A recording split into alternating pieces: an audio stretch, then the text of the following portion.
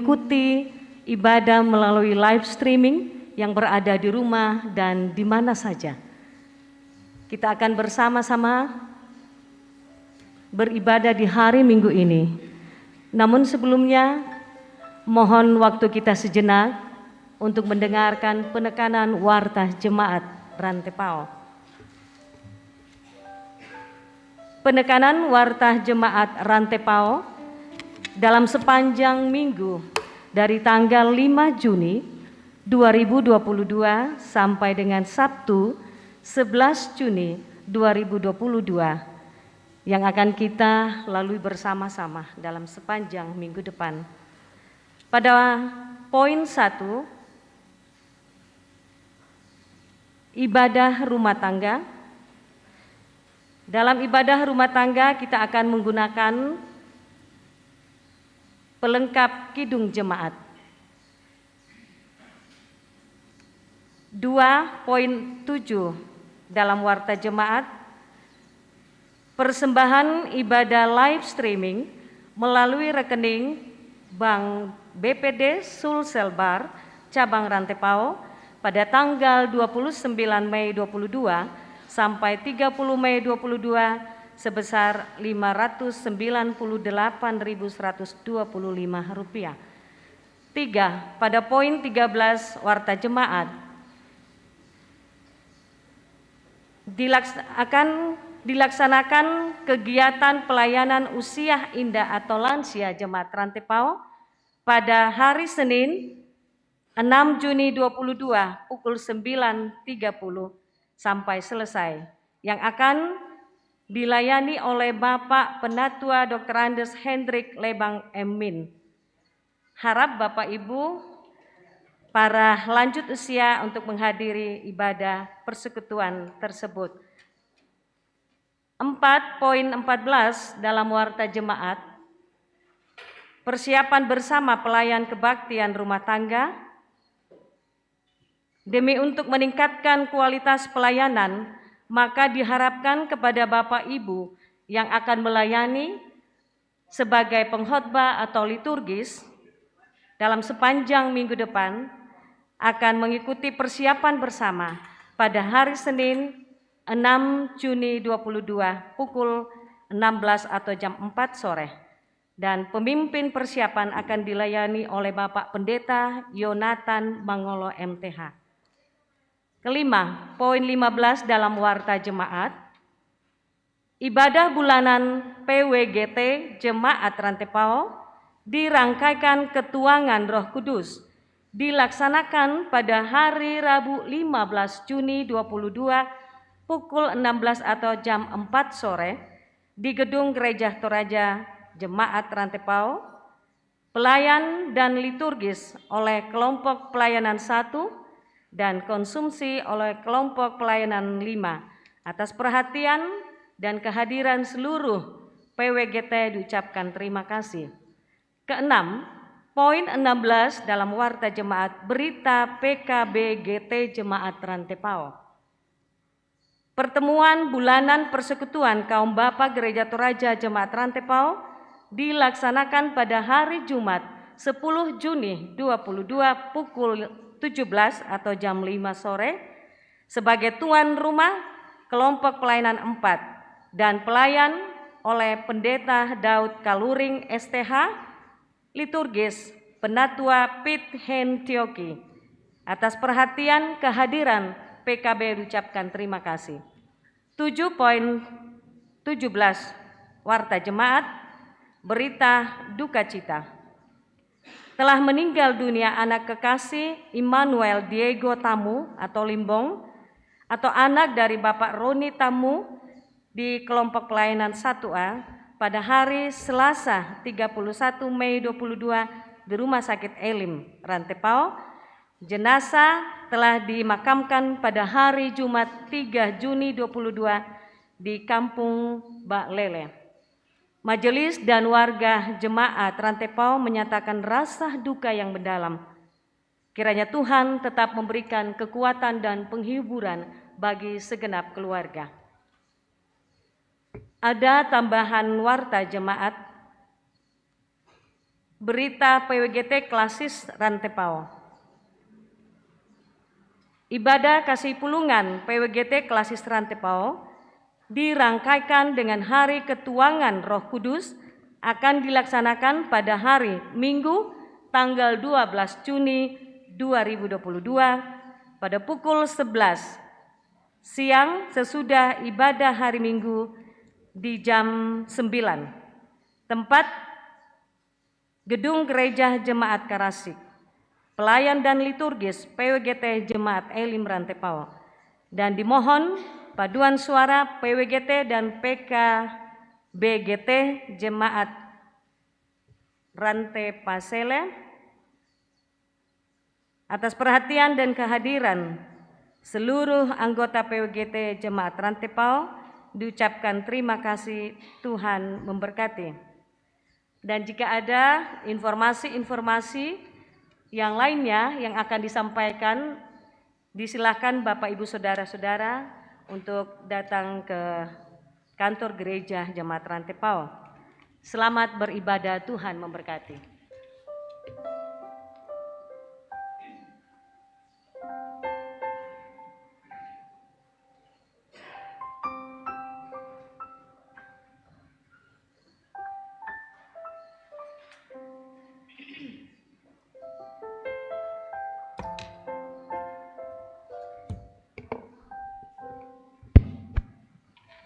Shalom, selamat hari Minggu kepada kita semua. Selamat datang di rumah Tuhan pada pagi hari ini untuk datang bersekutu memuji nama Tuhan. Kita persiapkan hati dan pikiran kita untuk beribadah bersama-sama pada saat ini. Percaya dan mengaku bahwa Yesus Kristus itulah Tuhan dan Juru Selamat, diawali dari peristiwa Pentakosta yang membuat para rasul penuh dengan karunia dan berkata-kata dalam roh kebenaran, sehingga banyak orang yang menjadi percaya. Kuasa Roh Kudus terus berkarya dan Injil pun diberitakan ke seluruh dunia, termasuk di wilayah Toraja yang melahirkan gereja Toraja. Saat ini kita berkumpul untuk merayakan hari Pentakosta dengan tema Kuasa Roh Kudus. Kuasa Roh Kudus. Silakan bangkit berdiri. Mari sembah Allah yang akbar, agungkanlah karya besar Allah berkuasa di atas isi dunia.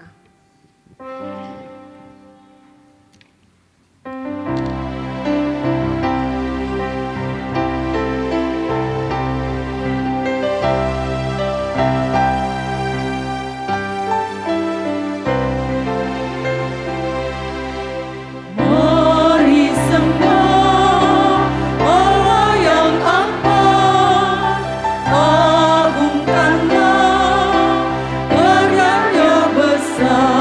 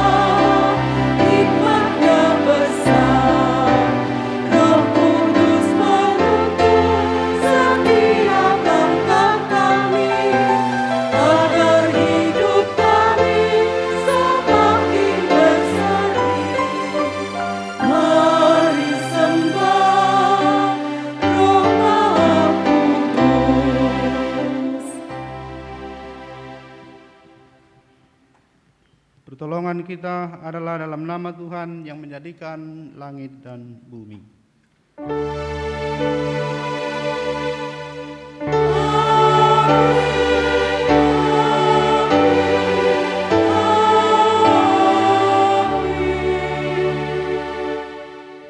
Salam kepada kamu sekalian, kuasa Roh Kudus tetap memelihara kamu. Dan memeliharamu juga.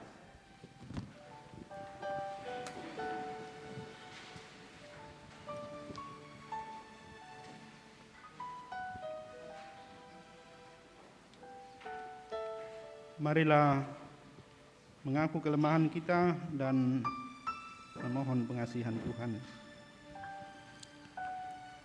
Dalam mengangkat tugas dan tanggung jawab sebagai pelayan-Mu, kami sering keliru dan tidak setia. Kami mohon ampunan-Mu ya Allah, kasihanilah kami ya Tuhan.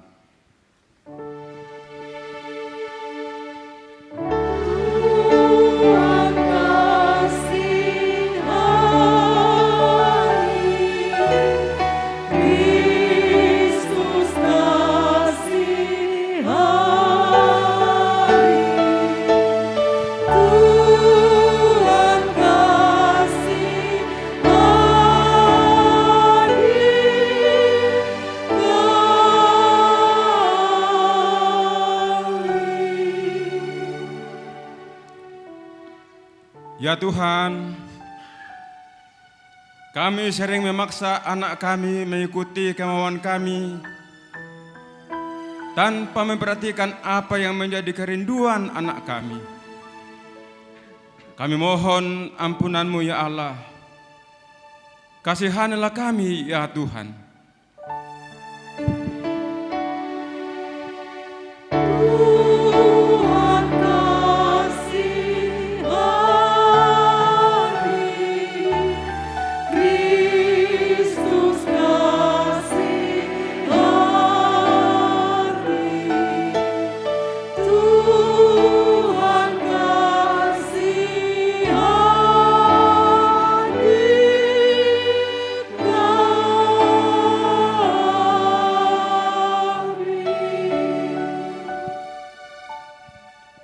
Ya Tuhan, kami sering lengah dalam iman yang membuat kami jatuh dalam jeratan dosa. Kami kurang menghargai waktu, abai terhadap kesehatan, pendidikan, bahkan hidup kami dengan santai tanpa arah. Kami mohon ampunan-Mu ya Allah, kasihanilah kami ya Tuhan.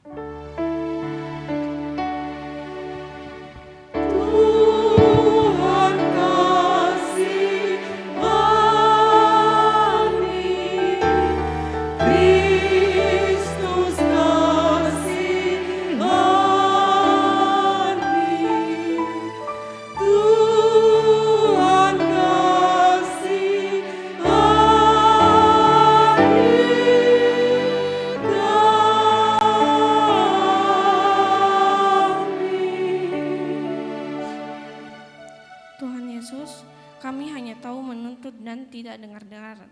Kami mohon ampunan-Mu ya Allah, kasihilah kami ya Tuhan.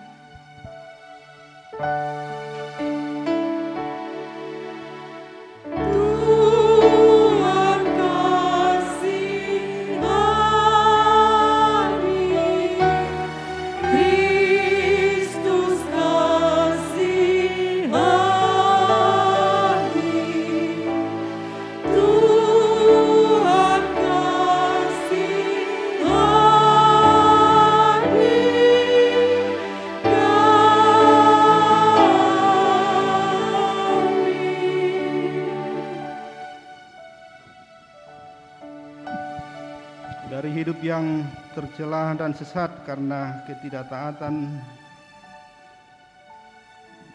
melawan kehendak-Mu, kami datang di hadapan-Mu, baharuilah kami.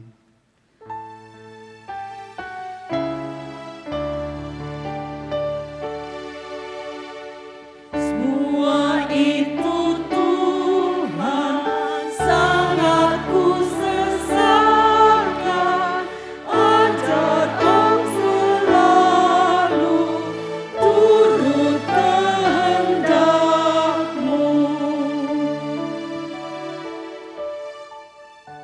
Kepada kamu sekalian yang tunduk dalam penyesalan, berita anugerah dari Allah dinyatakan kembali. Berbahagialah orang yang diampuni pelanggaran-pelanggarannya dan yang ditutupi dosa-dosanya. Berbahagialah manusia yang kesalahannya tidak diperhitungkan Tuhan kepadanya.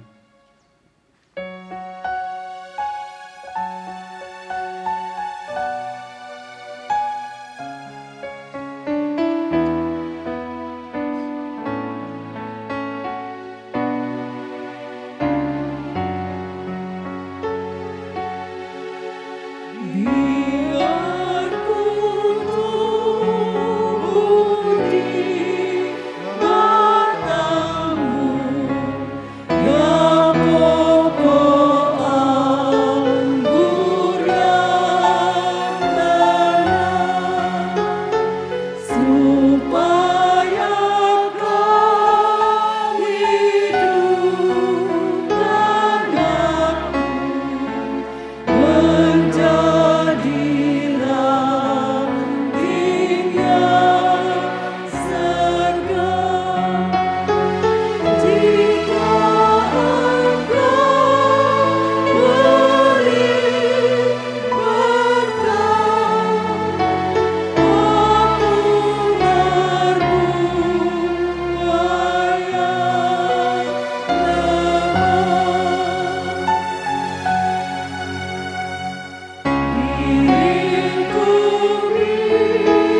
milikmu abadi, engkau tumbuhkan imanku yang dalam aku kau mulai. Kau sempurna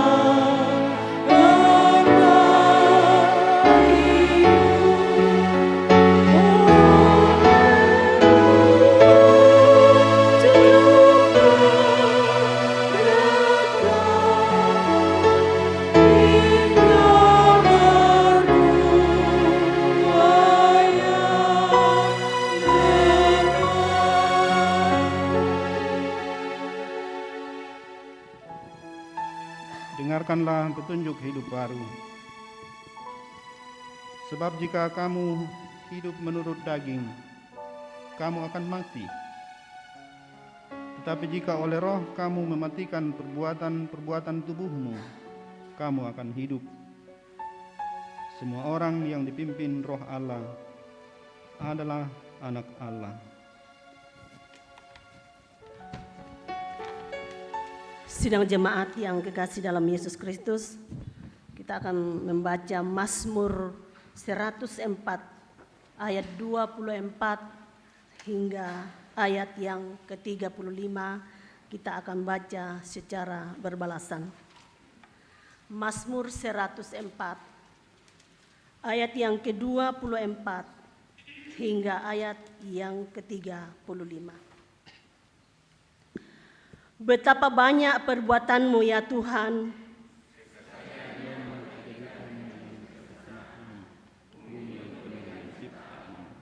lihatlah laut itu besar dan luas wilayahnya.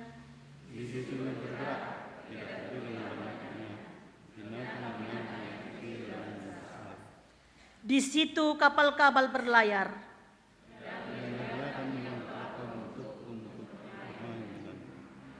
Semuanya menantikan Engkau. Apabila Engkau memberikannya, mereka memungutnya.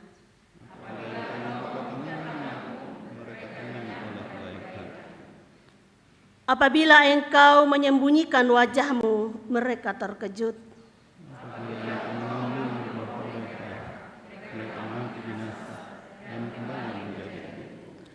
Apabila Engkau mengirim roh-Mu, mereka tercipta. Biarlah kemuliaan Tuhan tetap untuk selama-lamanya.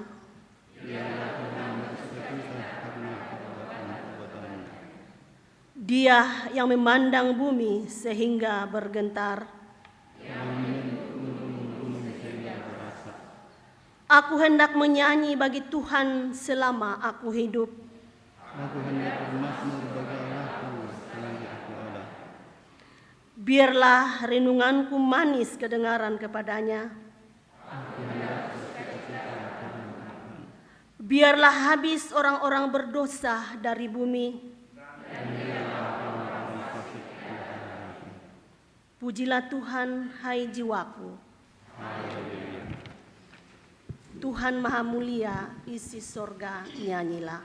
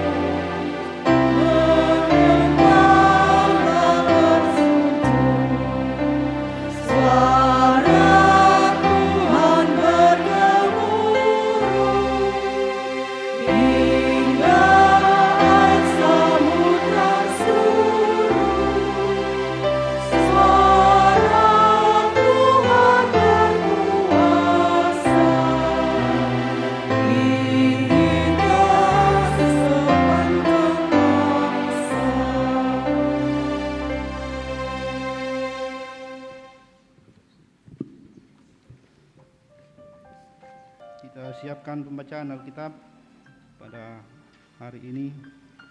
Yang pertama dari Kisah Rasul pasal 2 ayat 1 sampai 21.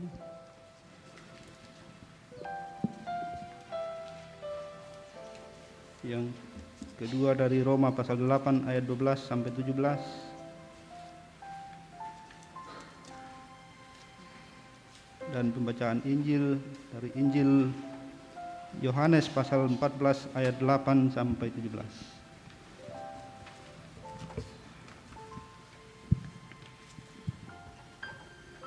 Marilah kita berdoa.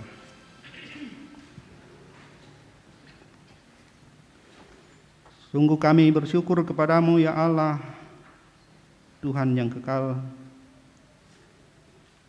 Allah Tritunggal, Bapa, Putra, dan Roh Kudus. Kami diliputi sukacita dan kegembiraan kami meluap berekspresi memuliakan Engkau lewat puji-pujian dan penyembahan kami. Gembira dan bersyukur di hari Minggu ini kami boleh berhimpun lagi sebagai umat-Mu dalam persekutuan ibadah hari Minggu. Ibadah yang pada hari ini juga berlangsung di mana-mana dalam sukacita mengingat dan merayakan hari ketuanan Roh Kudus. Tuhan, sungguh Engkau baik dan setia. Semuanya membawa kami merasakan semakin dekat kepadamu, menikmati betapa berbahagianya hidup sebagai anak-anak yang Engkau kasihi. Sekarang kami akan mendengarkan lagi firman-Mu. Kiranya dari membaca, mendengarkan, dan merenungkannya dalam tuntunan kuasa Roh Tuhan sendiri, kami sungguh berbahagia dan menikmati bahagia di dalam mengikuti seluruh maksud Tuhan, taat kepada firman-Mu. Terima kasih Tuhan, kami boleh menyatakan sedia untuk mendengarkan Engkau, bukan karena kami mampu, tapi karena Engkau yang berkuasa atas kami, dan Roh-Mu lah yang akan menerangi kami semua, baik hamba-Mu yang akan menyampaikan firman-Mu ini dan seluruh umat Tuhan yang mendengarkan. Dalam nama Tuhan Yesus kami berdoa. Amin.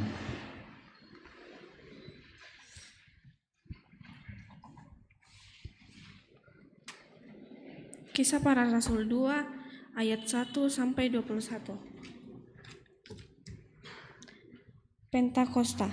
Ketika tiba hari Pentakosta, semua orang percaya berkumpul di satu tempat. Tiba-tiba turunlah dari langit suatu bunyi seperti tiupan angin keras yang memenuhi seluruh rumah di mana mereka duduk. Dan tampaklah kepada mereka lidah-lidah seperti nyala api yang bertebaran dan hinggap pada mereka masing-masing. Maka penuhlah mereka dengan Roh Kudus, lalu mereka mulai berkata-kata dalam bahasa-bahasa lain, seperti yang diberikan oleh Roh Kudus itu kepada mereka untuk mengatakannya. Waktu itu di Yerusalem, dalam orang-orang Yahudi yang saleh dan segala bangsa di bawah kolong langit, ketika turun bunyi itu, berkerumunlah orang banyak. Mereka bingung karena mereka masing-masing mendengar rasul-rasul itu berkata dalam bahasa mereka sendiri.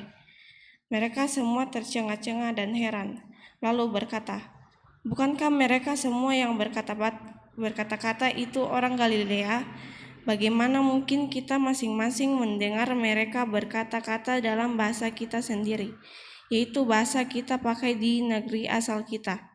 Ketika orang Partia, Media, Elam, penduduk Mesopotamia, Yudea dan Kapadokia, Pontus dan Asia, Frigia, Pamfilia, Mesir dan daerah-daerah Libya yang berdekatan dengan Kyrenia, pendatang-pendatang dari Roma, baik orang Yahudi maupun penganut agama Yahudi, orang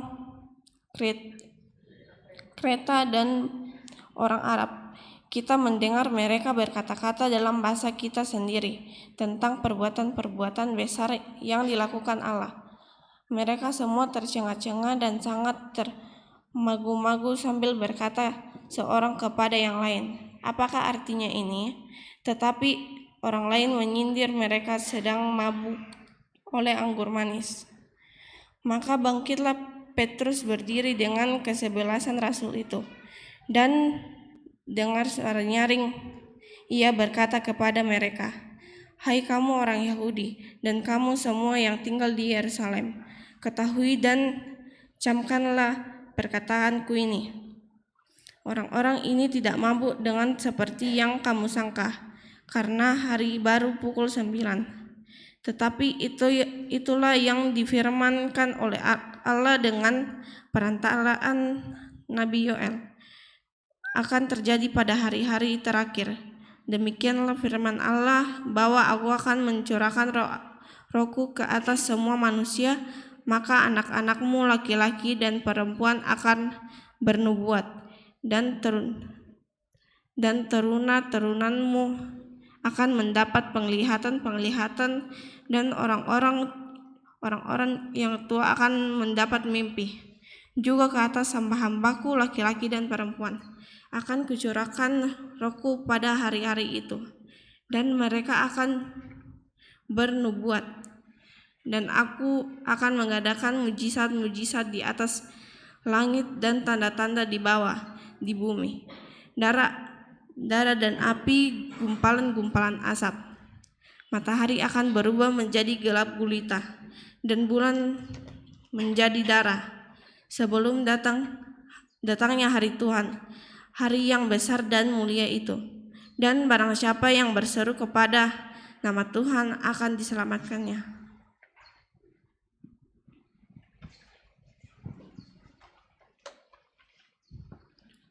Firman Tuhan dalam Roma 8 ayat 12 sampai 17 berbunyi demikian.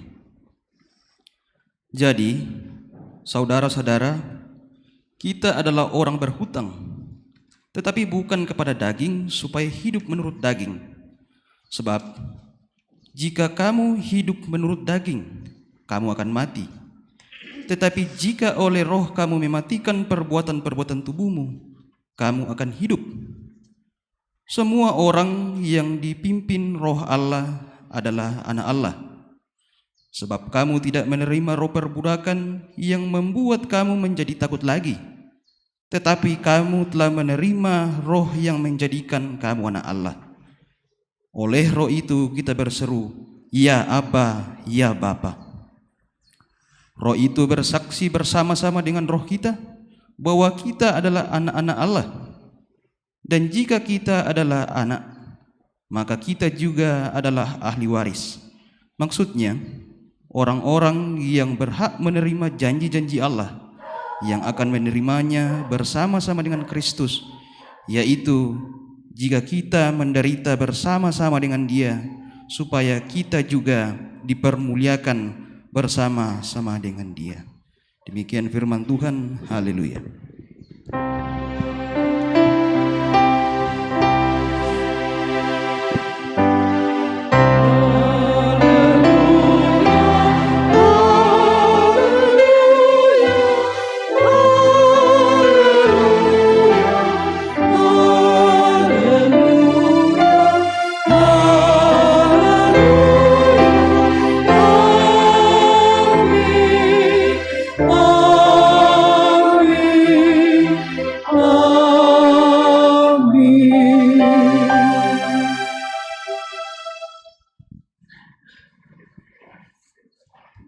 Injil Yohanes pasal 14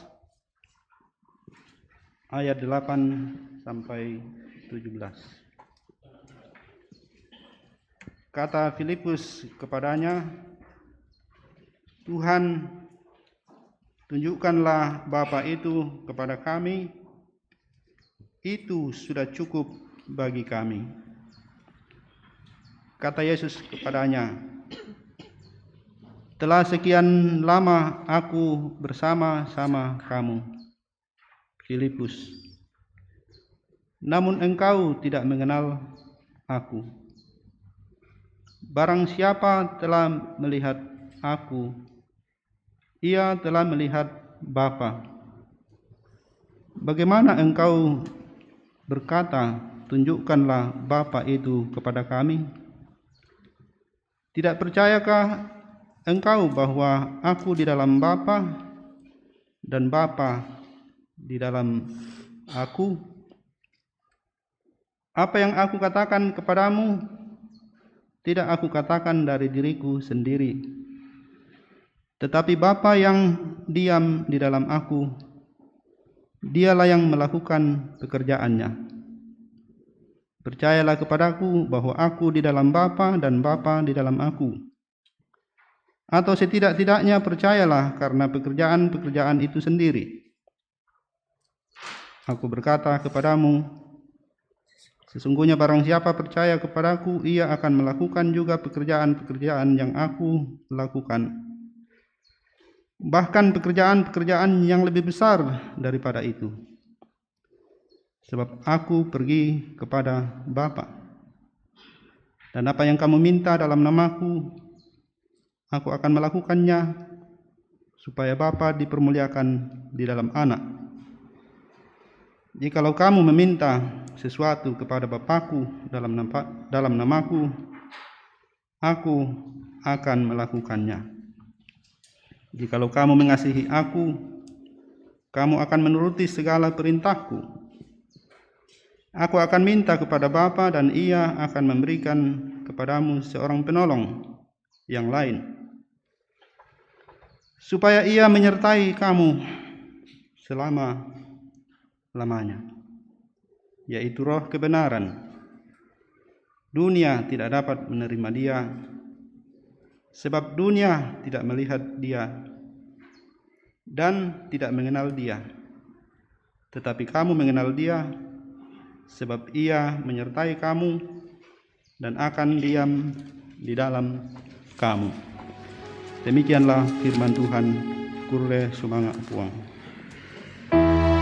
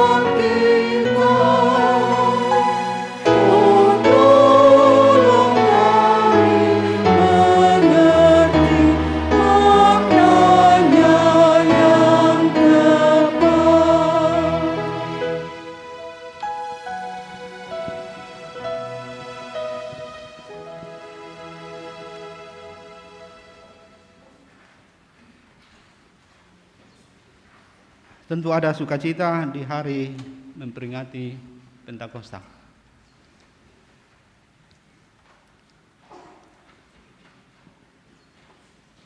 Ada yang bilang tidak ada gunanya menjelaskan sesuatu kepada yang membenci kita. Tidak ada gunanya atau sia-sia saja untuk memberi penjelasan kepada orang yang orang bilang kelompok haters. Karena apapun yang kau bilang tidak akan berpengaruh, ia akan tetap menjadi pembenci.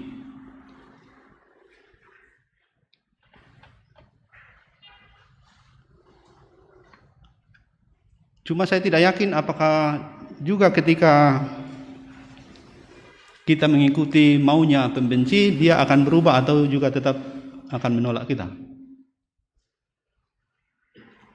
Kalau ada orang yang terlanjur benci, tidak sulit untuk memahami bahwa memang akan sulit untuk dia menerima penjelasan.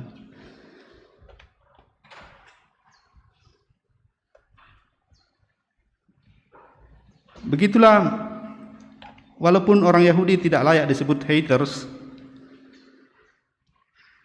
tapi orang-orang yang bahkan sudah melihat mujizat sekalipun tetap saja tidak menerima dan malah mengatakan mereka itu mabuk anggur manis, anggur baru sama dengan anggur manis. Jadi kebaikan apapun yang ada pada orang lain tidak akan membuat orang Yahudi pada masa itu berubah pikiran tentang orang lain. Kami adalah kami, yang terbaik pilihan Tuhan, dan di luar kami tidak ada yang lain. Kami akan menerimamu kalau kamu mau menjadi seperti kami. Dan tandanya antara lain ialah siap untuk disunat. Itulah yang disebut Yahudi proselit atau penganut agama Yahudi, bukan orang Yahudi tapi mau menjadi pengikut agama Yahudi. Kami adalah kami, satu-satunya dan tidak ada yang lain. We are the chosen people. Itu ungkapan-ungkapan yang juga menjadi kebanggaan orang Amerika yang dipengaruhi oleh penghayatan Yahudi mengenai keterpilihan mereka sebagai bangsa yang kudus. Kalau mau bergabung, kalian harus menjadi seperti kami, dalam arti mengikuti seluruh aturan agama dan adat istiadat kami. Itu latar belakang yang cukup kuat yang banyak mempengaruhi oleh penulis Injil Lukas, yang diyakini juga adalah penulis kitab Kisah Para Rasul. Jadi kitab Para Rasul itu adalah kitab kedua dari si Lukas. Lukaslah yang paling mencolok pandangannya mengenai keselamatan untuk seluruh umat manusia. Ia sangat memperhatikan akibat-akibat dari perbedaan-perbedaan yang begitu ditajamkan dalam hubungan antar manusia. Perempuan lain, budak apalagi. Pokoknya manusia berkelas dan dipisahkan secara tajam oleh perbedaan-perbedaan. Dan itu salah satu yang paling diperhatikan oleh Lukas. Lukaslah yang paling banyak menyebut tentang wanita dan memberi tempat yang begitu istimewa kepada para wanita. Itu juga masih dinampakkan dalam sepanjang penulisan kitab Kisah Para Rasul. Ada begitu banyak sosok wanita yang dicatat namanya. Perbedaan-perbedaan yang begitu ditajamkan dengan klaim-klaim yang sangat eksklusif dan keras. Kami adalah kami, tidak ada bandingannya. Kalau mau ikut boleh, tapi jadilah seperti kami. Orang-orang ini berkumpul pada hari perayaan Pentakosta di Yerusalem. Jadi orang Yahudi, orang percaya dari segala tempat dibawa ke kolong langit, itu maksudnya orang Yahudi dan juga orang yang bukan Yahudi tapi menjadi umat Yahudi kumpul di hari Pentakosta. Ingat, dalam tradisi Perjanjian Lama, hari Pentakosta itu adalah hari pesta panen, festival buah pertama, dan juga diperingati sebagai hari turunnya hukum Tuhan di Gunung Sinai. Hari Pentakosta diingat oleh orang Israel terkait dengan dua hal penting itu, pesta panen buah pertama dan diturunkannya atau diterimanya Taurat oleh Musa di Gunung Sinai.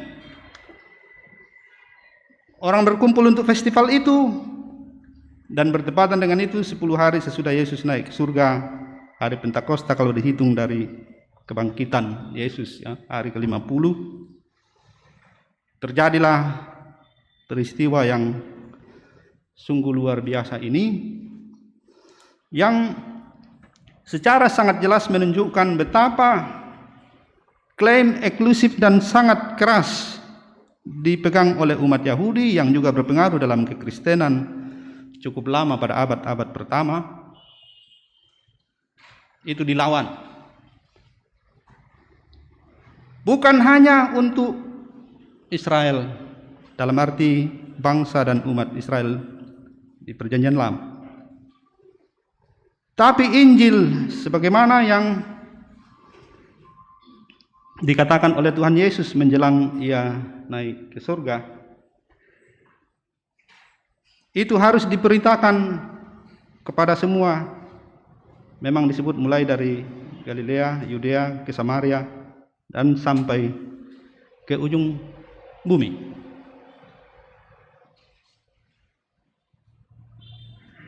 Coba kita ingat-ingat, adakah sesuatu yang begitu baik, yang begitu positif, yang begitu berguna datang kepada kita dan kita bergembira untuk pergi membawanya kepada orang lain? Dan rakato tu mikilalai. Yang ada malah ialah kalau saya menemukan sesuatu dan kemudian disebut sesuatu yang patut dilindungi, masuk dalam undang-undang hak cipta, malah saya tidak boleh memberitahunya kepada orang lain. Jadi misalnya saya menemukan formula pakan belut, saya daftarkan ke negara untuk memperoleh hak cipta. Saya bahkan menyembunyikannya supaya hanya saya yang tahu, karena kalau orang lain tahu nanti rugi dong. Siapa dari kita yang sudah menemukan sesuatu yang begitu berguna, begitu berarti, dan dengan sukarela dan gembira pergi ke siapapun memberitahunya?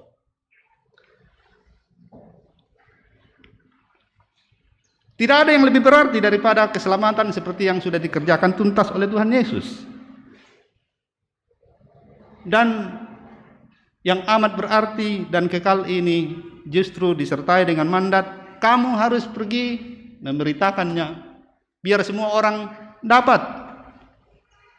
biar semua orang terima. Terlalu sulit untuk sebenarnya mengubah pikiran, mengubah mindset. Mindset orang Yahudi sebagai yang begitu pegang teguh, we are the chosen people, kita adalah umat pilihan satu-satunya, itu tidak bisa diterobos. Kalau mau bergabunglah, ikutlah kami. Hanya kami. Bagaimana mindset ini dilihat sebagai hambatan paling awal dan paling keras bagi murid-murid Yesus, 12 orang murid Yesus, orang Yahudi itu, diterobos oleh Allah sendiri dengan kuasa Roh Kudus. Pencurahan secara khusus di hari Pentakosta.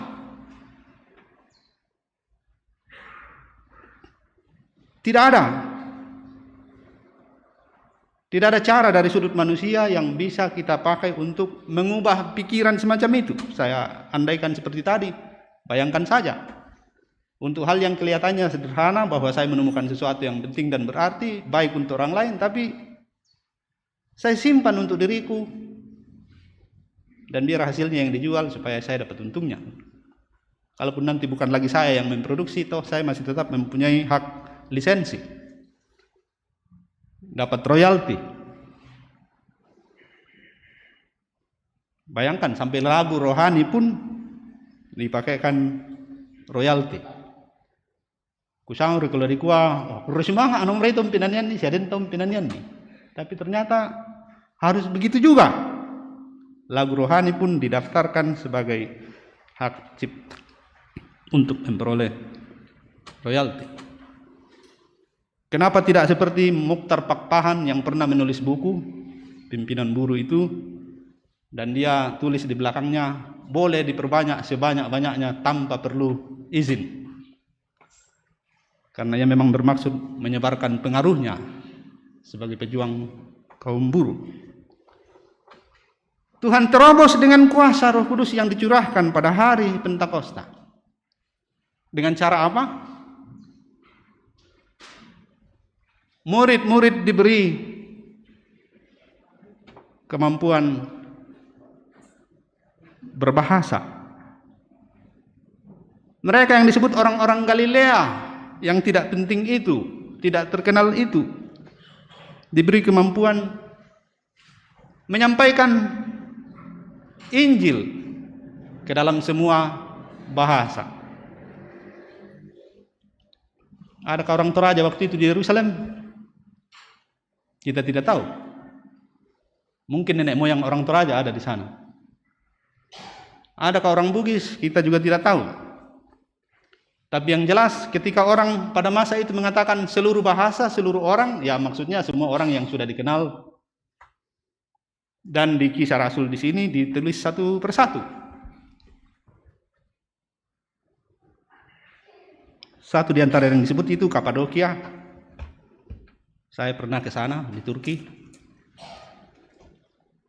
Sisa-sisa gereja hanya dalam bentuk museum yang dilindungi oleh negara dan dijadikan sebagai museum terbuka. Tidak ada orang Kristen, ada satu dua tapi tidak punya gereja. Gereja-gereja itu ada di dalam gua batu yang luar biasa. Di dalamnya ada banyak rangka manusia, tengkorak ya. Yang dibayangkan pada abad ke-11 pada masa kejayaan Kaisar Ottoman yang Muslim itu. Ketika proses Islamisasi Turki, orang-orang Kristen ini saya kira banyak yang mati kelaparan tinggal di dalam gua-gua. Tidak bisa keluar untuk mencari makan.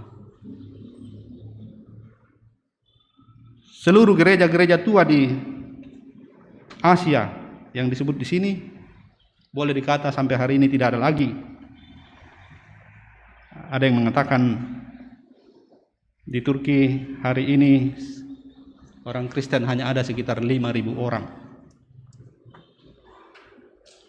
Negara yang dulu menjadi pusat kekristenan yang luar biasa. Nanti kita akan mengucapkan pengakuan Nicea Konstantinopel. Pengakuan ini dirumuskan di sana, di ibu kota Turki, Nicea Konstantinopel. Kalau ditarik ke belakang, surat kepada 7 jemaat di Asia Kecil, Wahyu yang ditulis oleh Yohanes, salah satu yang paling hinggap di hati dan terus menjadi peringatan bagi saya sebagai pemberita Injil adalah surat kepada orang Efesus. Di Efesus di Wahyu pasal 2.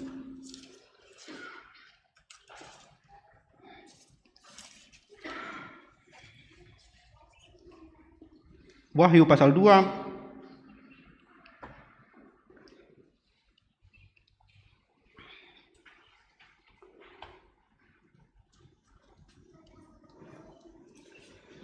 ayat 5 dan seterusnya. Ini surat kepada orang Efesus. Sebab itu ingatlah betapa dalamnya engkau telah jatuh. Bertobatlah dan lakukanlah lagi apa yang semula engkau lakukan. Jika tidak demikian, aku akan datang kepadamu dan aku akan mengambil kaki dianmu dari tempatnya jika engkau tidak bertobat. Dan ini sudah terjadi kepada gereja di Efesus, seluruh gereja di Asia Kecil, di Turki. Kaki dian Injil kekristenan pindah ke tempat lain. Tidak ada lagi di Turki. Jadi kalau kita balik-balik, kita akan bilang karena mereka tidak dengar-dengaran, tidak mau bertobat, lama-kelamaan gereja lenyap. Tak ada lagi. Dan muncul di tempat lain. Itu sekaligus menunjukkan bahwa Roh Kudus, kuasa Roh Kudus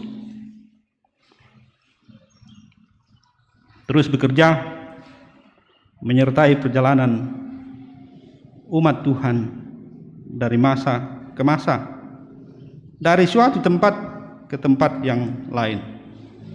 Macet di sini karena tidak mau bertobat, dia akan pindah ke tempat lain. Bertobat, ubah pikiran. Itu kan jelas berulang-ulang kita mendengar. Bertobat itu dari kata Yunani metanoia, dari kata meta dan nous, perubahan pikiran, berubah mindset. Mindset Yahudi itu disebut mindset partikularis, eksklusif, hanya kami. Dan Roh Kudus mau membaharuinya dengan mindset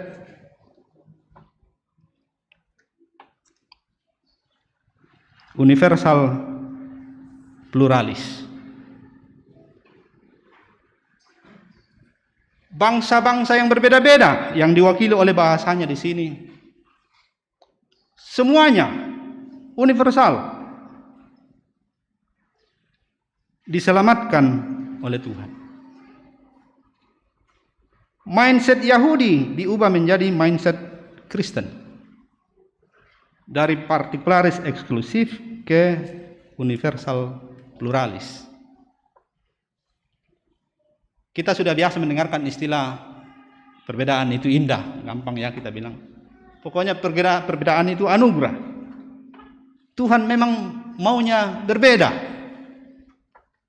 Ya, coba kolega kita saling menatap, tidak usah buka masker, tapi menataplah seorang dengan yang lain dan lihat betapa berbedanya kita. Baru mata saja ini tidak ada yang mirip-mirip boleh ya, tapi sama tidak. Berbeda status, berbeda budaya, tidak masalah. Tuhan maunya kita berbeda. Dan karena Tuhan merancang perbedaan itu, menetapkannya, maka perbedaan tidak menjadi sesuatu yang membedakan nilai kita di hadapan Tuhan. Kalau kita bilang semua orang sama saja, maksudnya ya budak, tuan, perempuan, laki-laki, muda, anak-anak, orang tua. Beda tapi nilainya sama di hadapan Tuhan. Nilai kita di hadapan Tuhan tidak dibeda-bedakan menurut umur atau menurut status sosial atau budaya. Karena itu tidak pernah kekristenan itu dikatakan bermaksud menyeragamkan orang. Orang Yahudi memaksakan, kalaupun kita sudah menjadi Kristen, orang masih harus disunat dan masih harus ikut tradisi Taurat. Begitu maunya mereka. Orang Yahudi mempertahankan bahwa kalaupun kita menjadi Kristen, warisan dari Musa tetap harus menjadi kewajiban dan dipelihara dengan setia.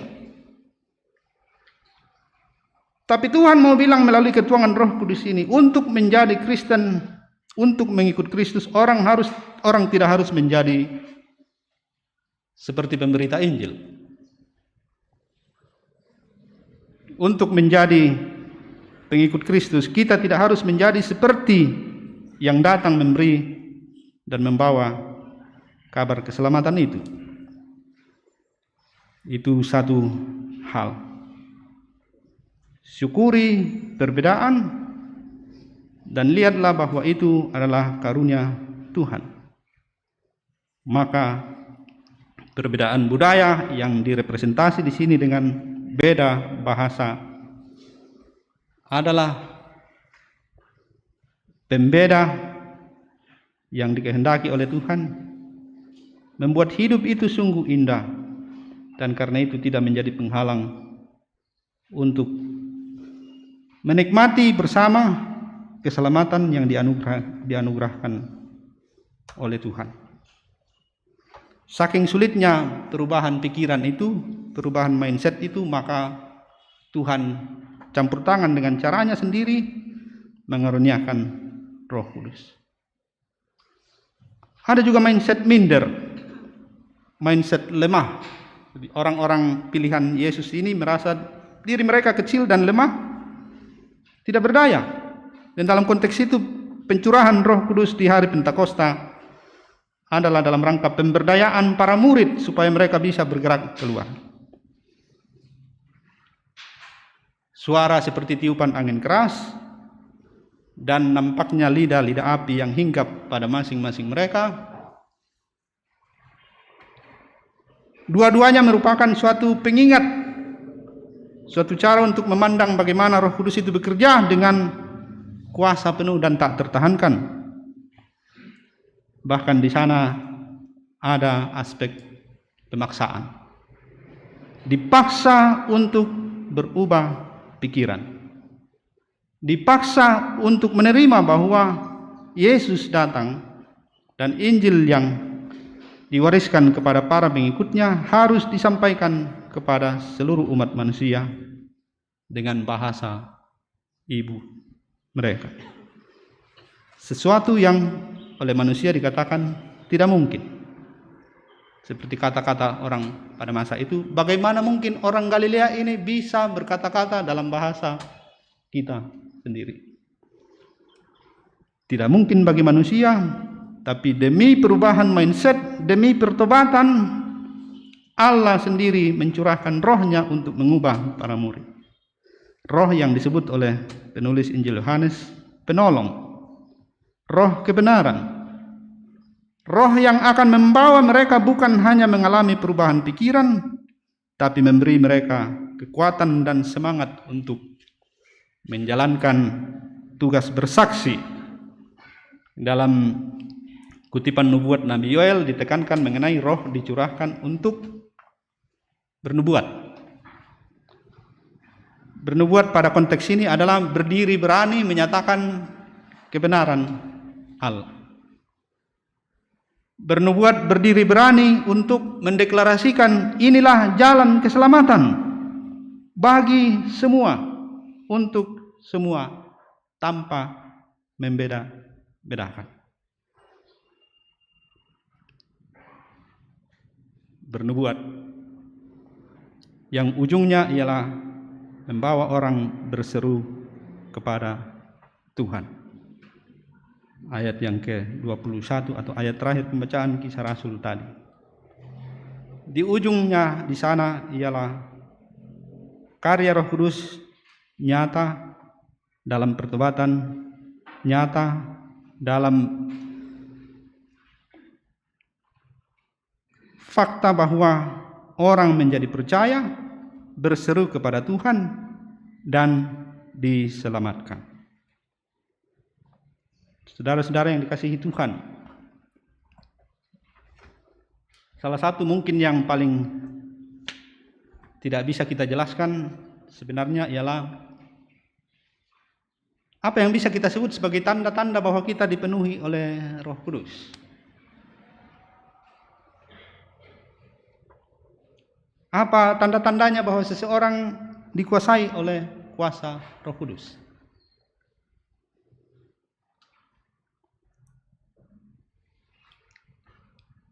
Dan rupanya dalam konteks firman Tuhan, pertanyaan ini tidak penting.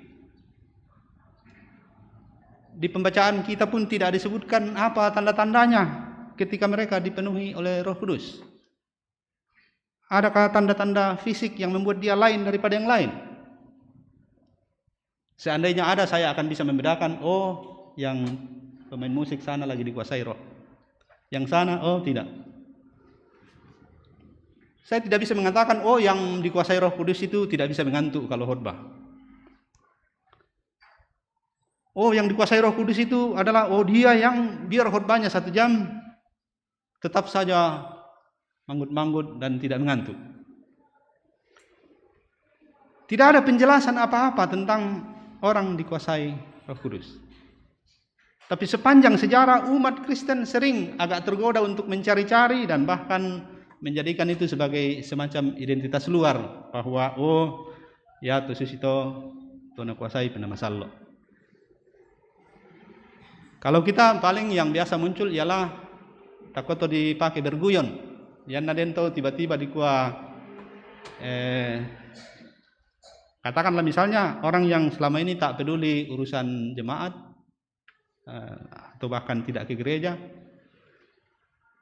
Pas malam gereja nak minta, oh, natamayo pa penama sallo siya ni anu. Jadi seolah-olah pergi ke gereja itu menjadi ukurannya, oh, natamay penama sallo siya. Dan dia tuh tujong banget selalu kialo minggu malam abekan baita natamay penama sallo. Pwede nomor tu nakuha, natamay duka banget siya, sabab mbadu kay HP na nama live streaming jong lu salu. Tidak pernah disebutkan tanda-tanda. Kemarin saya ngobrol sama beberapa teman alumni teologi.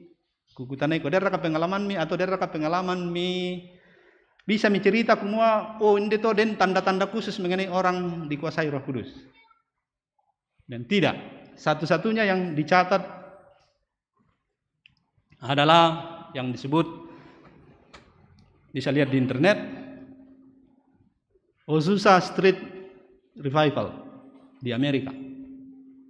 Jadi kebangkitan rohani di Jalan Azusa itu di kota Los Angeles, pusatnya gerakan Pantekosta. Itu tempat di mana doktrin mengenai bahasa roh menjadi kekuatan utama. Yang kita tidak punya. Jadi ada masa di situ di awal abad ke-20, gerakan Pentakostal yang menekankan bahasa roh itu luar biasa dan menyebar sampai ke ujung dunia juga, ada di segala tempat. Sudah menjadi semacam identitas komunitas gereja tertentu berbahasa roh, yang oleh Paulus dipersoalkan karena nako Paulus na paragay na ke tak dipahang siya tak na berguna lah ko jemaat. Tidak ada tanda-tanda dan tidak perlu tanda-tanda. Yang ada ialah ketika mereka sudah dipenuhi oleh Roh Kudus, yang terjadi itu ada keberanian bersaksi, ada keberanian bernubuat, terutama yang diperagakan oleh si Petrus, memang murid yang dominan dari 12 orang itu. Berdiri di tengah-tengah orang banyak dan mengatakan, tidak, orang ini tidak mabuk seperti sangka kalian. Masa amane melambe jamaina lama-lama bang siapa tuh?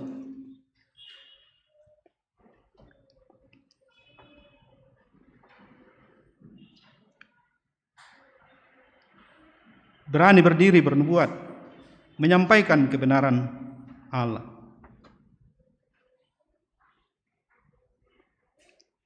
Jadi kita tidak perlu sibuk mencari tanda-tanda apakah saya sedang dikuasai. Kalau kita berdoa, kuasailah hati kami dengan roh-Mu, lalu apakah kita bisa membedakan bahwa saya sedang dikuasai dan saya sedang tidak dikuasai? Tidak pernah kita bisa mendeteksinya. Tetapi bahwa Roh Kudus dicurahkan sebagai penolong, sebagai roh yang memberi kita keberanian untuk menyatakan kebenaran dari Tuhan. Roh yang kemudian akan menuntun orang untuk sampai terhindar dari bencana, oleh karena ia berseru kepada nama Tuhan. Jadi pada akhirnya yang bisa kita jadikan kesaksian ialah bahwa tidak mungkin ada perubahan, tidak mungkin ada pertobatan tanpa kuasa Roh Kudus. Pertobatan adalah ujung yang paling jelas untuk melihat bahwa Roh Kudus sedang bekerja. Kalau saya berapi-api berkhotbah, tapi hidup saya sendiri tidak menampakkan pertobatan, tidak menyatakan perubahan dari hari ke hari semakin sesuai dengan kehendak Tuhan, ada pertanyaan di sana. Mungkin saya hanya seorang profesional yang pandai berbicara, tapi yang tidak terbuka kepada kuasa Roh Kudus.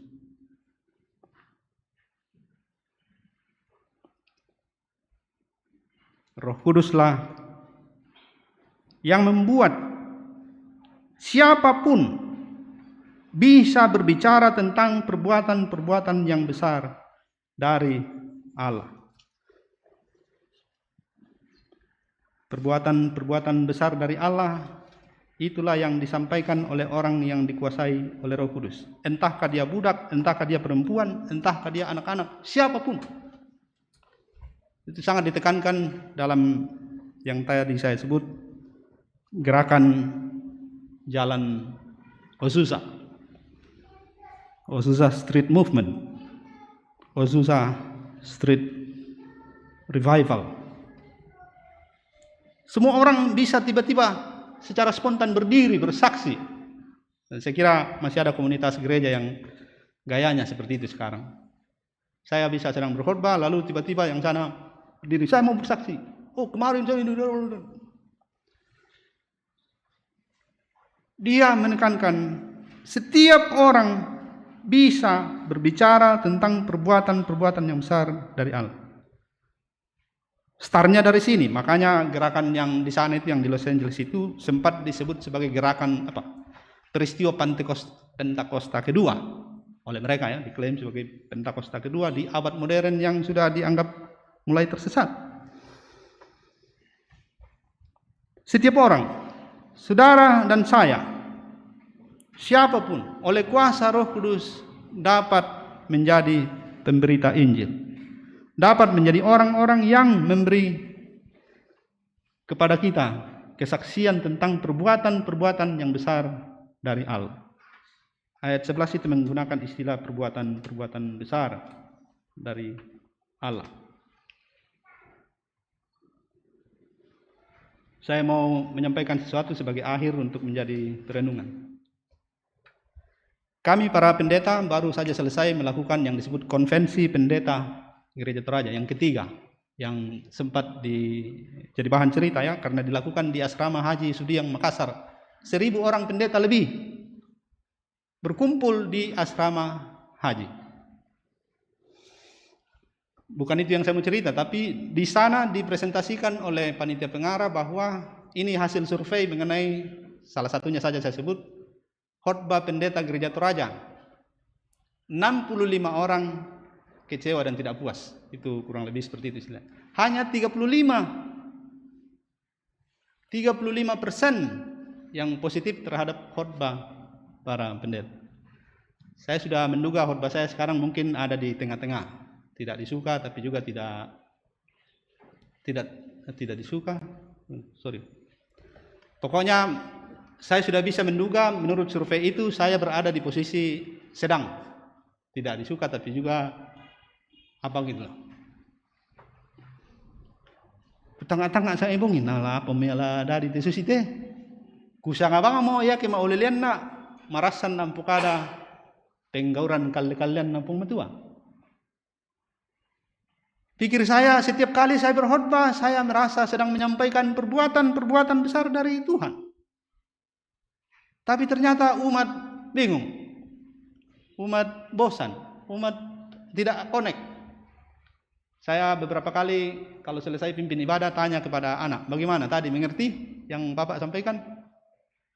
Ya, jadi bisa membayangkan, ya mengerti, tapi ada juga yang tidak jelas, tidak aku tahu apa maksudnya Bapak. Jadi ada kosakata, ada ungkapan dan lain-lain yang tidak connect katanya. Saya sudah bisa bayangkan kalau dia dengar ini pasti bingung juga.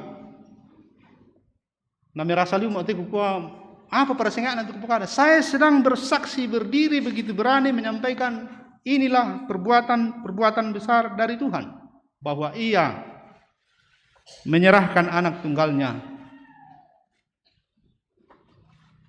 dikorbankan untuk penebusan dosa manusia, menjadi juru selamat bagi kita semua.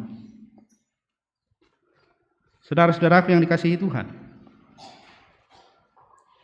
kalau dengan bahasa yang sama saja ternyata kita bisa pesan Injil tidak sampai, bagaimana berharap bahwa saya akan pergi ke bangsa lain dengan bahasa dan budaya yang berbeda untuk menjadi saksi. Kalau Tuhan menghendaki bahwa kita harus bersaksi kepada semua,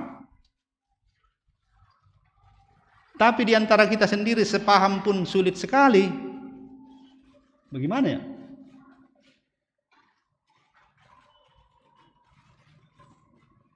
Ada pesan yang penting untuk sedikit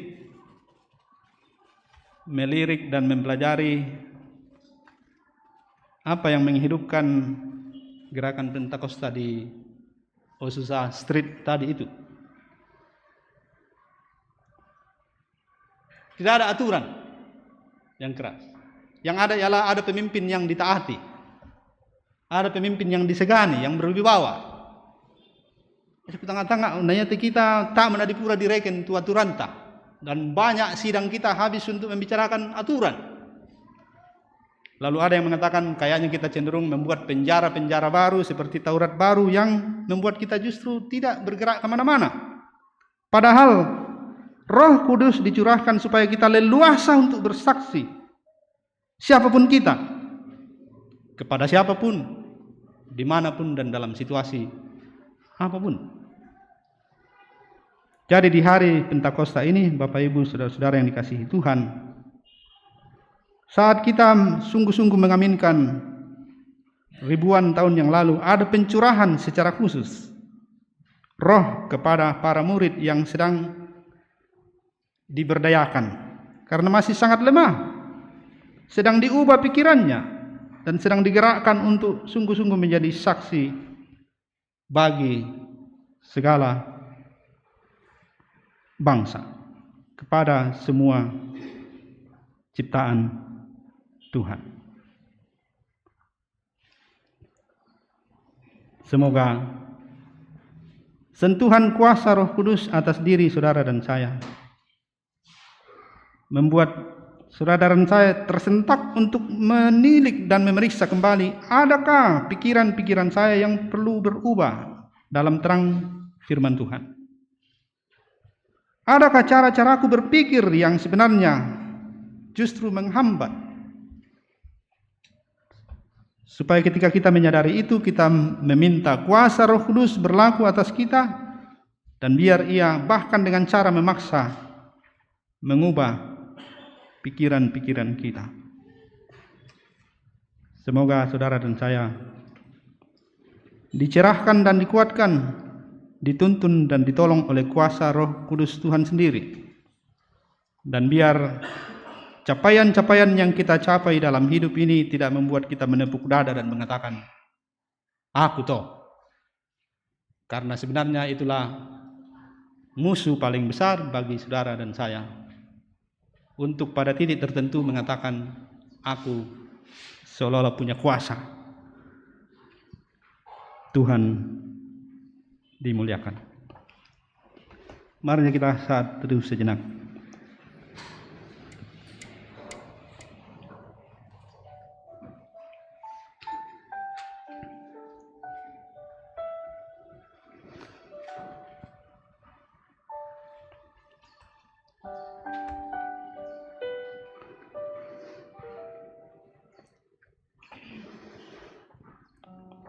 tak perlu sibuk-sibuk mencari tanda-tanda dan apalagi bermaksud memeriksa pada diri sendiri apakah yang menjadi ciri-ciri khas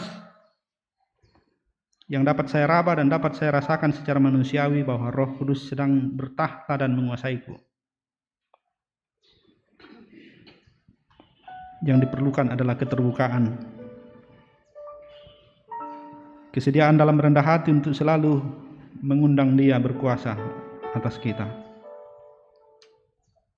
Dan dengan caranya sendiri Ia akan mengubah hidup kita dari hari ke hari. Sehingga dengan caranya pula, dengan karunia-karunia yang diberikannya kepada kita, kita dapat menjadi pembawa berita keselamatan. Kita dapat menjadi orang-orang yang berani berdiri bersaksi, menyatakan nubuat, menyatakan jalan-jalan Tuhan, bahkan menegur dengan keras diri sendiri dan sesama yang menyimpang.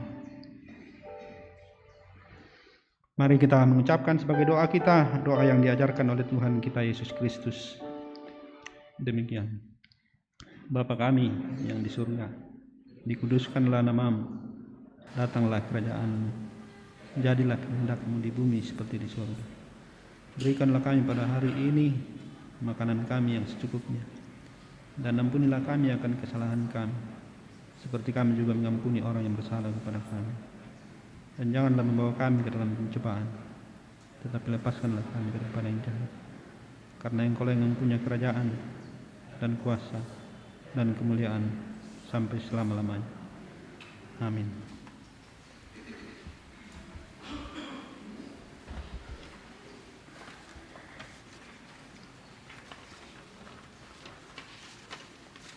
Marilah kita berdiri.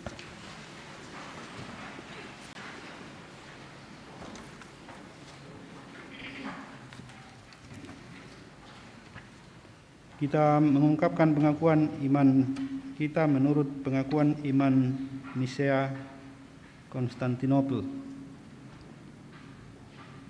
Aku percaya kepada satu Allah, Bapa yang Maha Kuasa, pencipta langit dan bumi, segala yang kelihatan dan yang tidak kelihatan, dan kepada satu Tuhan, Yesus Kristus, Anak Allah yang tunggal, yang lahir dari Sang Bapa sebelum ada segala zaman, Allah dari Allah, terang dari terang, Allah yang sejati dari Allah yang sejati, diperanakan bukan dibuat, sehakikat dengan Sang Bapa, yang dengan perantaraannya segala sesuatu dibuat, yang telah turun dari sorga untuk kita manusia dan untuk keselamatan kita, dan menjadi daging oleh Roh Kudus dari anak darah Maria, dan menjadi manusia yang disalibkan bagi kita, yang di bawah pemerintahan Pontius Pilatus, menderita dan dikuburkan, yang bangkit pada hari ketiga sesuai dengan isi kitab-kitab, dan naik ke surga, yang duduk di sebelah kanan Sang Bapa, dan akan datang kembali dengan kemuliaan untuk menghakimi orang yang hidup dan yang mati, yang kerajaannya takkan berakhir. Aku percaya kepada Roh Kudus, yang menjadi Tuhan dan yang menghidupkan, yang keluar dari Sang Bapa dan Sang Anak, yang bersama-sama dengan Sang Bapa dan Sang Anak, disembah dan dimuliakan, yang telah berfirman dengan perantaraan para nabi. Aku percaya kepada gereja yang kudus dan am dan rasuli. Aku mengaku satu baptisan untuk pengampunan dosa. Aku menantikan kebangkitan orang mati dan kehidupan di zaman yang akan datang. Amin. Kami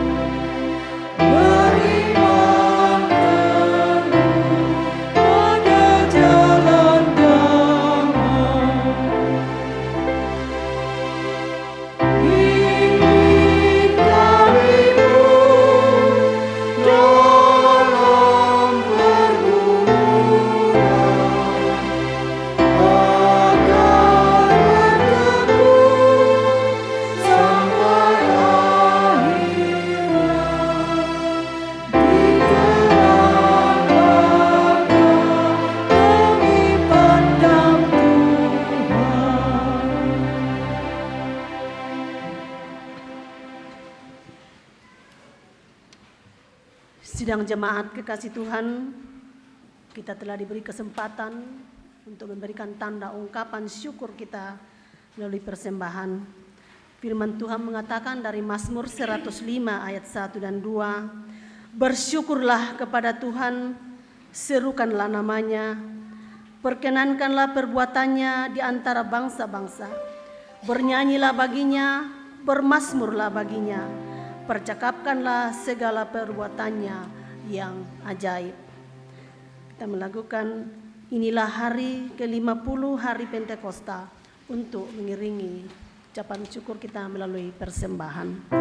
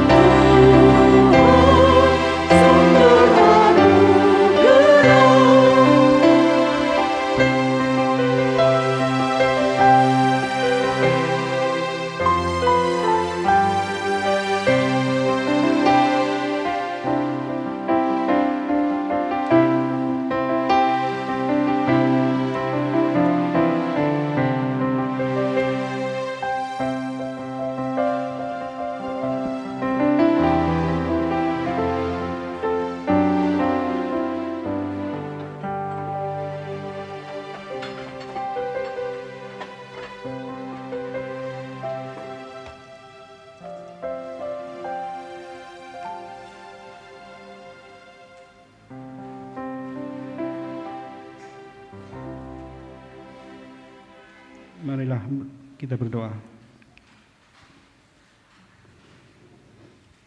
Sungguh kami beruntung dan bahagia selamanya oleh karena kemurahan Allah semata.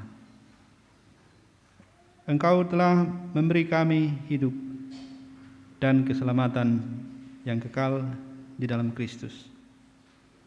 Dan kami bersyukur bahwa sungguh Engkau sendiri yang menciptakan kami.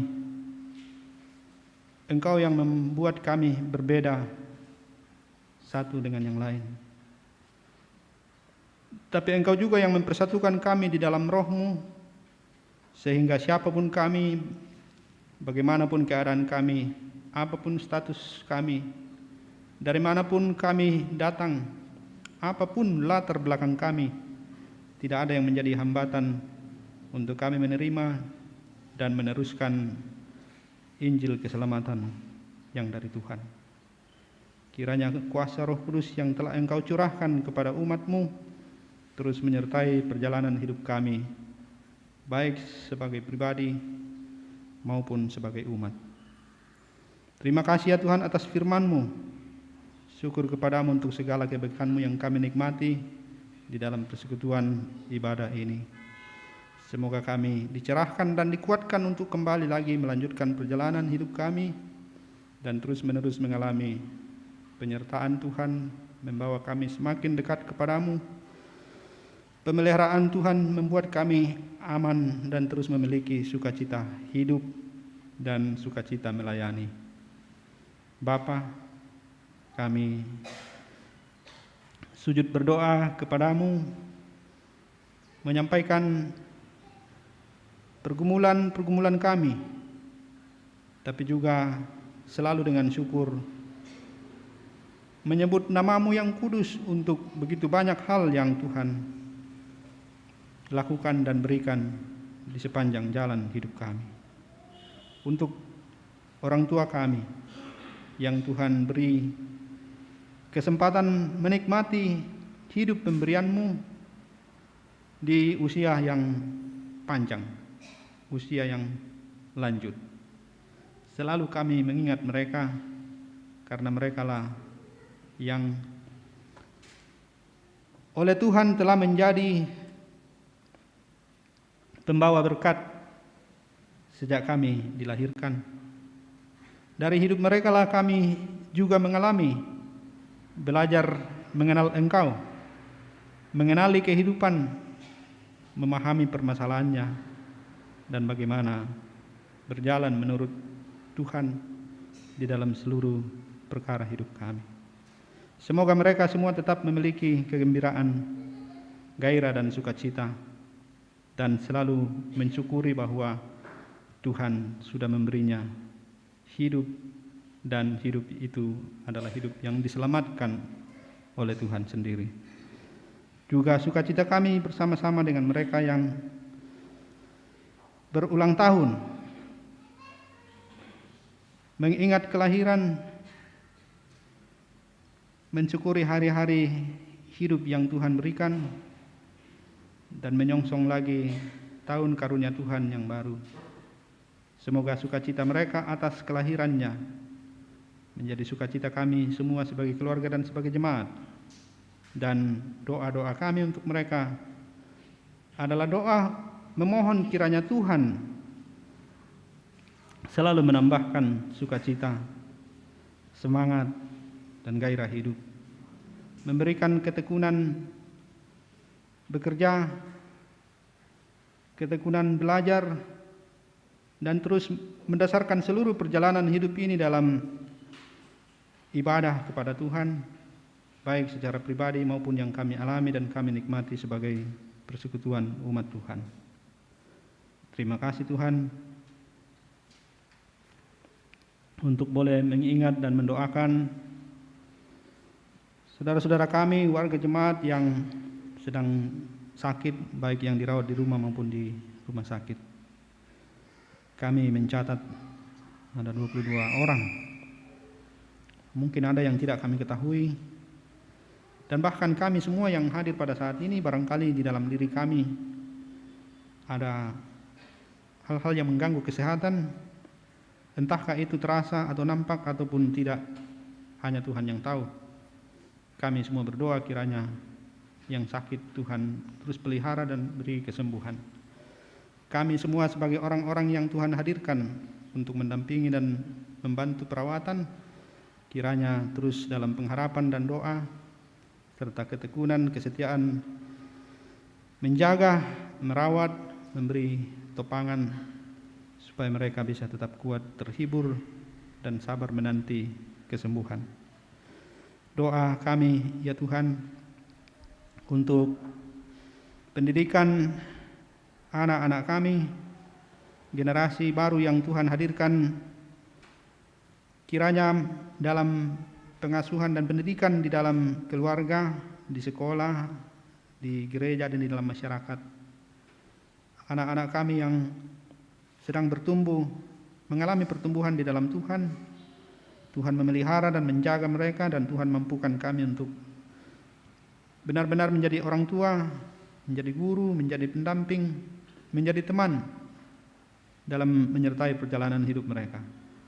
Kami tahu Tuhan betapa banyaknya ancaman, betapa banyaknya serbuan-serbuan yang mengancam kehidupan, dan kami sering merasa tidak mampu untuk menghadapinya. Kami berserah hanya kepada Tuhan. Kami percaya bahwa Tuhan tidak akan pernah membiarkan anak-anak kami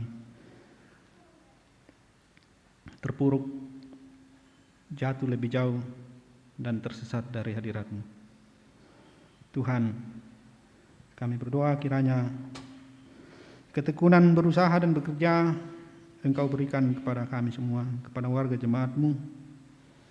Ketekunan mengembangkan apa yang Tuhan percayakan kepadanya melalui berbagai usaha, mengembangkan keahlian, dan terutama Tuhan kami mohon hikmat dan kekuatan daripada-Mu, kesehatan dan semangat untuk menjalankan tugas pengabdian kami dalam berbagai posisi dan tanggung jawab yang Tuhan berikan di tengah-tengah keluarga dan masyarakat, dan juga di dalam pelayanan jemaat Tuhan.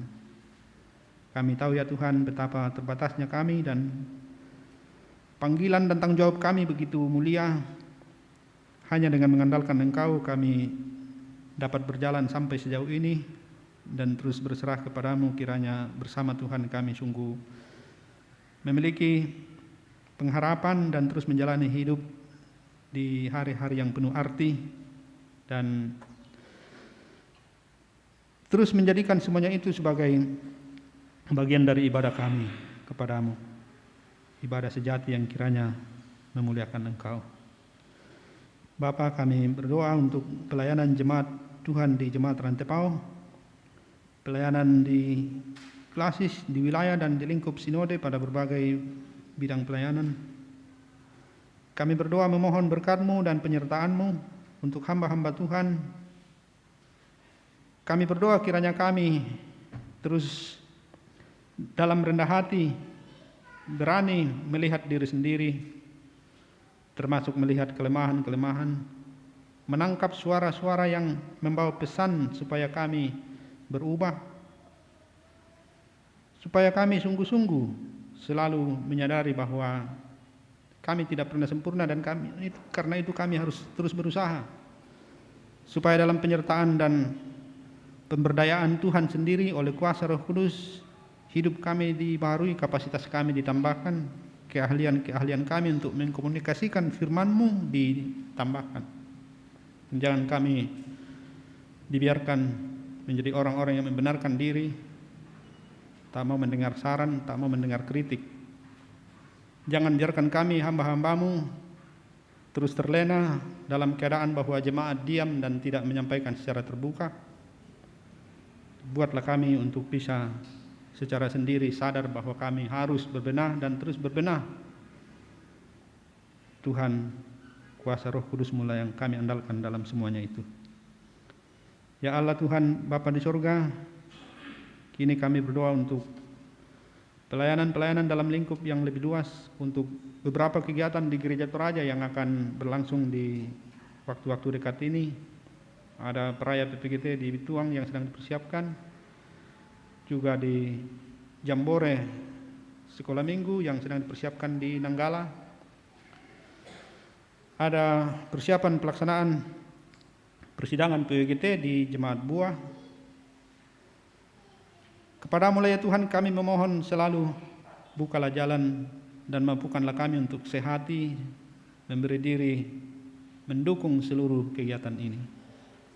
Pada posisi dan peran kami masing-masing sebagai orang tua, sebagai peserta, sebagai pengurus, sebagai panitia, sungguh kami percaya bahwa kegiatan-kegiatan yang sebesar ini hanya dapat kami lakukan oleh karena kuasa dan campur tangan Tuhan sendiri yang mempersatukan kami untuk bergerak bersama dan memberi topangan semaksimal mungkin.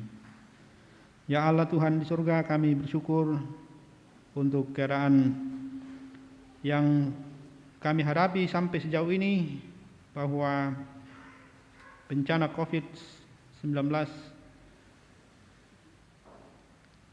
sudah mulai memperlihatkan tanda-tanda bahwa kami akan lepas, tapi kami semua tetap waspada, dan dalam tuntunan Tuhan kami percaya hikmat akan menuntun kami untuk mengambil sikap yang tepat. Biarlah kami semua tetap saling menjaga dan mengupayakan yang terbaik supaya pandemi ini sungguh berlalu. Doa kami untuk pemerintah kami, untuk bangsa dan negara kami, untuk siapapun yang Tuhan beri kepercayaan memimpin dalam berbagai kegiatan, gerakan, dan hal-hal positif yang mengarahkan kami kepada kebaikan bersama. Doa kami untuk perdamaian di dunia ini. Doa kami untuk bahkan segala makhluk Tuhan, untuk keprihatinan kami bersama mengenai kehidupan di planet ini. Dari hari ke hari kami merasa ada banyak yang memprihatinkan, tapi kami terus berpengharapan bahwa akan selalu ada jalan keluar yang Tuhan berikan, dan biarlah kami bergerak dalam tanggung jawab pribadi dan bersama, mengupayakan yang bisa dan terbaik sesuai dengan kapasitas dan kemampuan yang Tuhan berikan. Terima kasih Tuhan, kami menyampaikan doa-doa kami ini kepadamu di dalam Tuhan kami Yesus Kristus. Amin.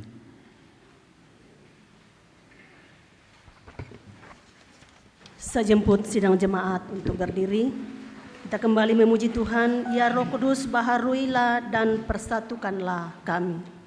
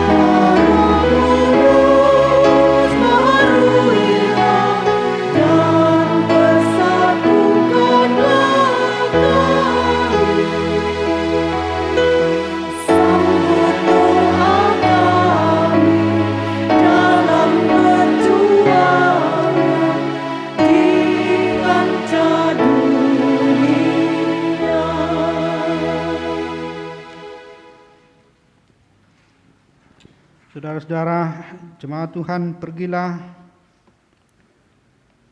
andalkanlah kuasa Roh Kudus dalam hidupmu, dan yakinlah bahwa Roh Kudus yang akan memberi pengertian kepadamu.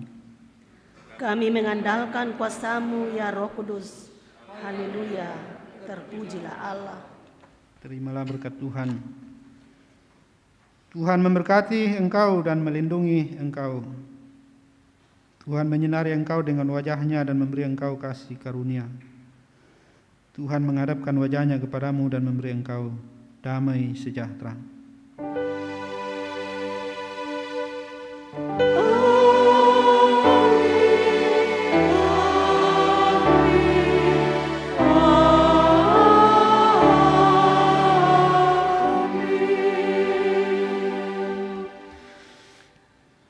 Sidang jemaat kekasih Tuhan, sebagai nyanyian syukur kita pada ibadah pada pagi hari ini, Roh Kudus tetap teguh, Kau pemimpin umat-Mu.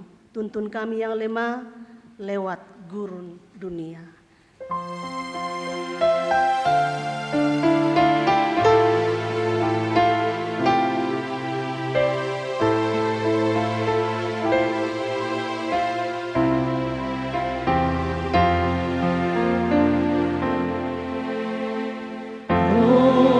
Kudus tetap teguh, Kau memimpin umat-Mu.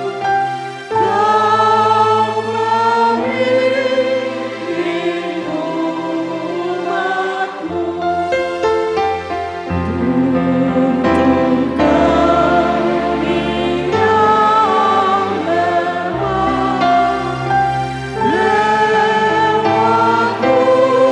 lemah lewat gurun dunia.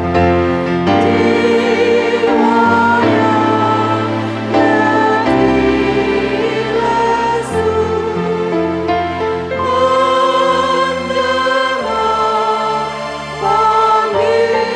panggilan-Mu. Ayu Safir, ikutlah ke negeri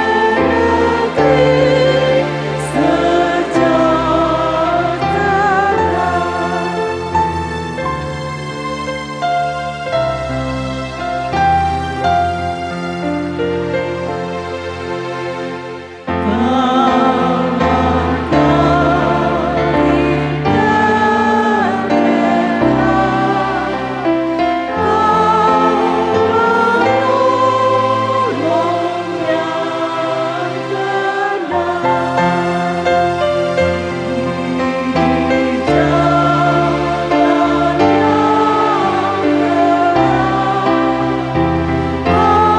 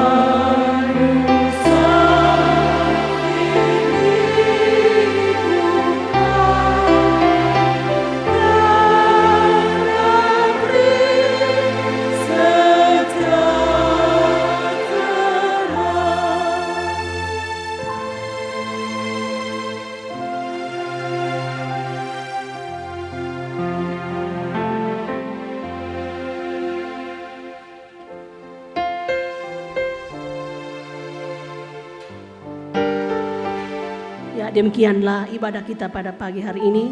Segenap majelis gereja mengucapkan selamat hari Minggu kepada kita semua. Tuhan Yesus memberkati.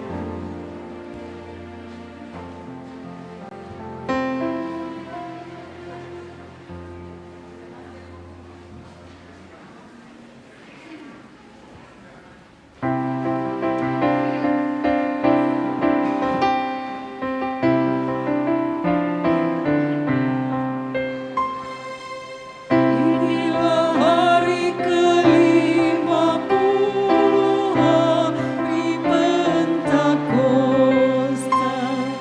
Panen